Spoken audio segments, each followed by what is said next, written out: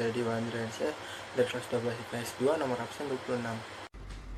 Saya Syifa Nurmaida dari kelas 12 IPS 2. Saya Muhammad Rabani Syawal dari kelas 12 IPS 2. Nama saya Yolanda Junita Sari dari kelas 12 IPS 2. Nama saya Muhammad Fajrin dari kelas 12 IPS 2.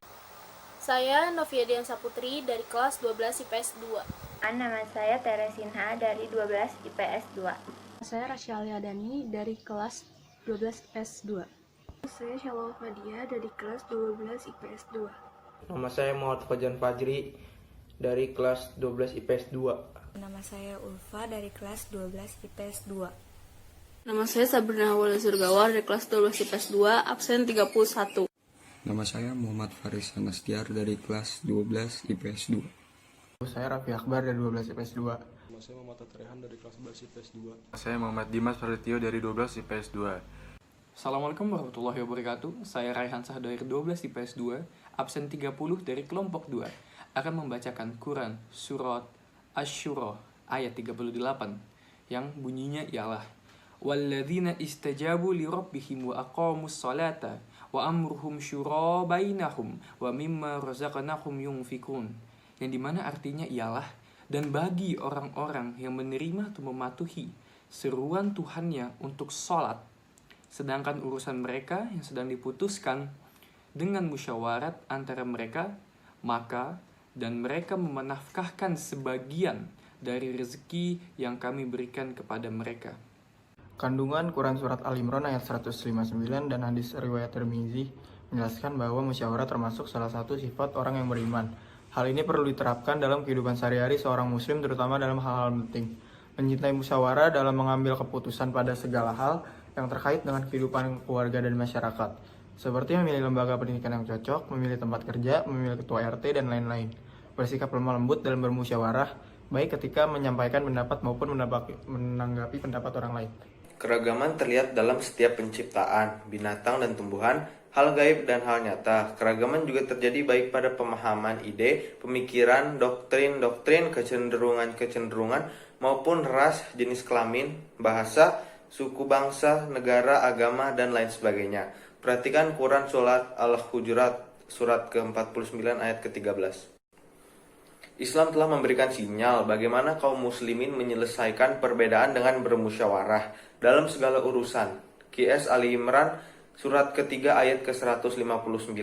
Kemudian jika kamu berlainan pendapat tentang suatu, maka kembalikanlah ia kepada Allah Subhanahu wa Ta'ala, Al-Quran, dan Rasulnya, Sunnah. QS An-Nisa, surat keempat ayat ke-59. Dalam Al-Quran terdapat banyak ayat yang menjelaskan tentang demokrasi, seperti dalam firman Allah Subhanahu wa Ta'ala yang terdapat dalam Quran Surat Al-Isra ayat 70 yang berbunyi walaqad karramna bani adama wa halnamahum fil abri wal abri wa razaqnahum mina al-thayyibati wa fadlanahum ala katsirin miman khalaqna tafdihilan, yang artinya dan sesungguhnya telah kami sempurnakan dan muliakan anak-anak Adam. Kami angkut mereka di daratan maupun di lautan. Kami beri mereka rezeki yang baik dan kami lebihkan mereka dengan kelimpahan yang sempurna atas kebanyakan makhluk yang telah kami ciptakan. Bismillahirrahmanirrahim.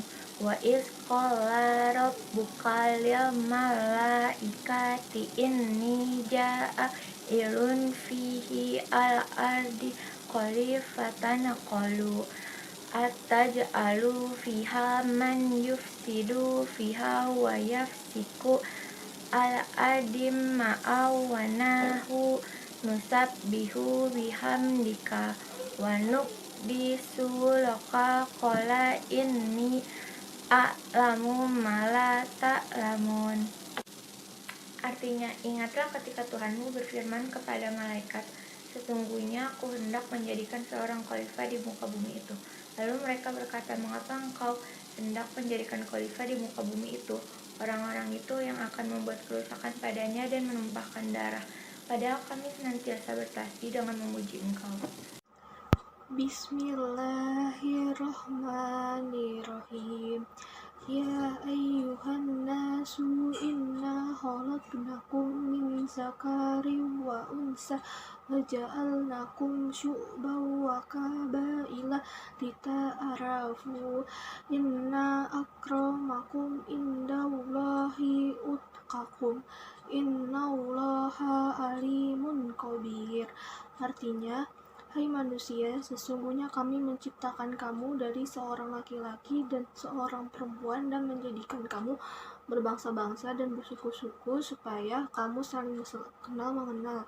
Sesungguhnya orang yang paling mulia di antara kamu di sisi Allah ialah orang yang paling takwa di antara kamu.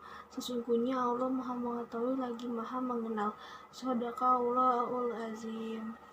Saya akan menjelaskan hadis dari Abu Hurairah, yaitu hadisnya Bismillahirrahmanirrahim.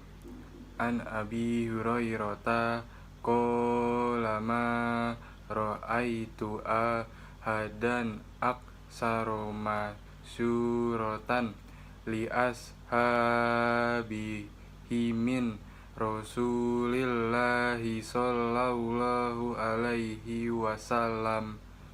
Artinya, dari Abu Hurairah, ia berkata, aku tak pernah melihat seseorang yang lebih sering bermusyawarah dengan para sahabat daripada Rasulullah Shallallahu Alaihi Wasallam.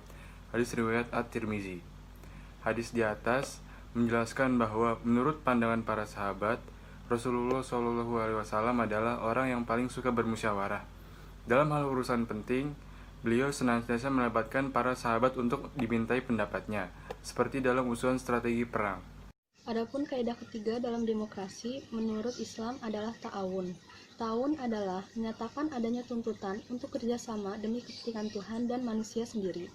Sama halnya dalam nilai-nilai demokrasi, yakini menekankan kerjasama dan saling tolong-menolong. Setelah ta'awun, ada kaidah keempat, yakini tahrir atau perubahan.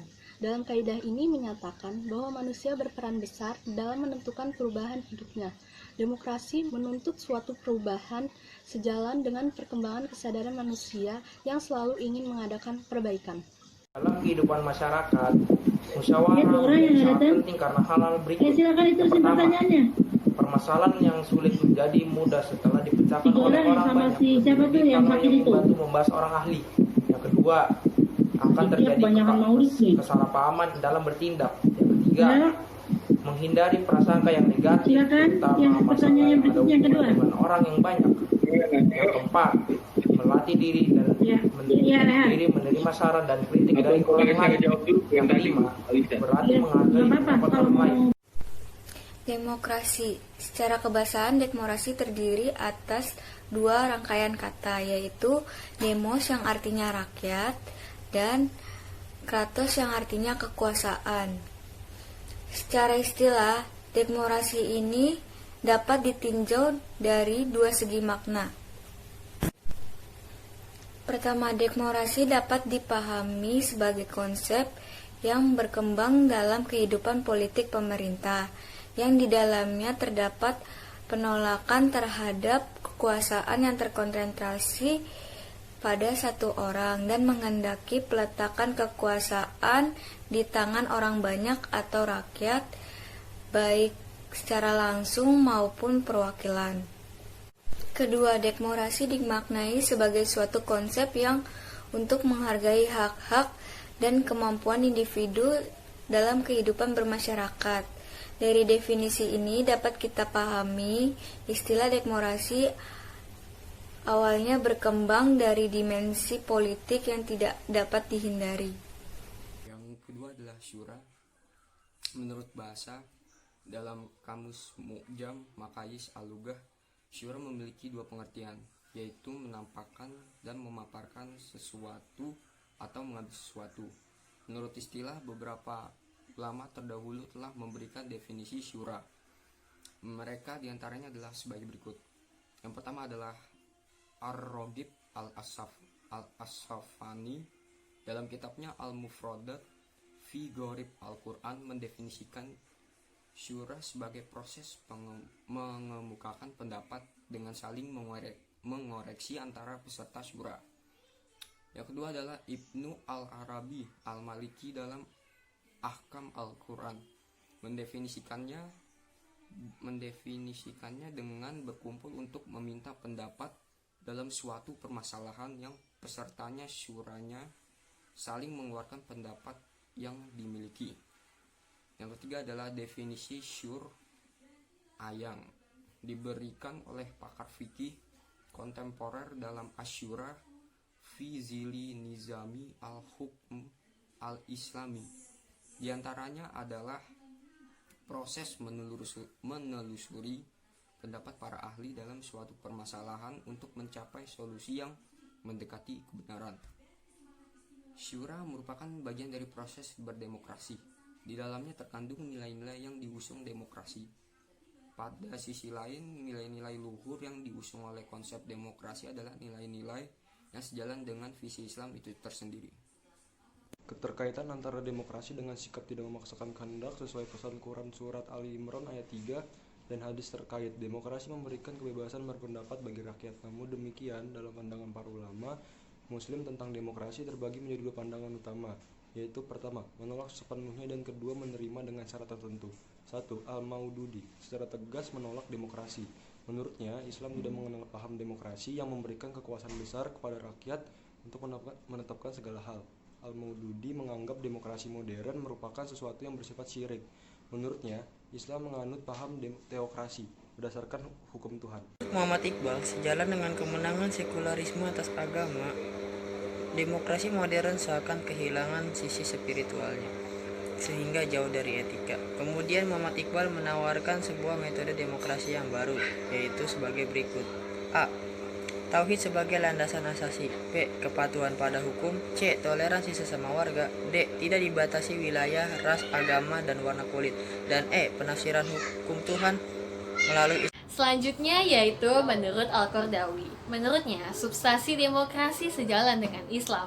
Dalam hal ini dapat dilihat dari beberapa hal sebagai berikut.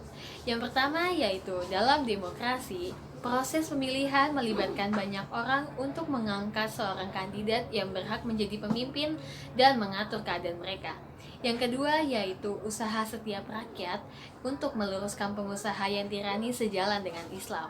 Yang ketiga yaitu pemilihan umum juga termasuk dalam pemberi saksi. Yang keempat yaitu penetapan hukum yang berdasarkan suara mayoritas juga tidak bertentangan dengan prinsip Islam.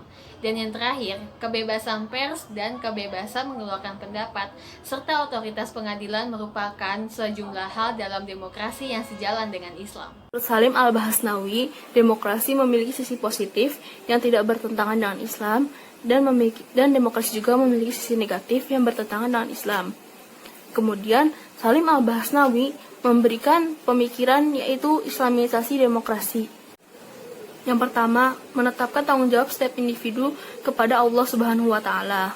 Yang kedua, wakil rakyat harus berakhlak Islam dalam bermusyawarah ataupun tugas-tugas lainnya. Yang ketiga, mayoritas bukan ukuran kasus yang mutlak di dalam Al-Quran ataupun Sunnah. Yang keempat, komitmen terhadap Islam terhadap persyaratan jabatan, jadinya yang berakhlak mulia yang duduk di parlemen.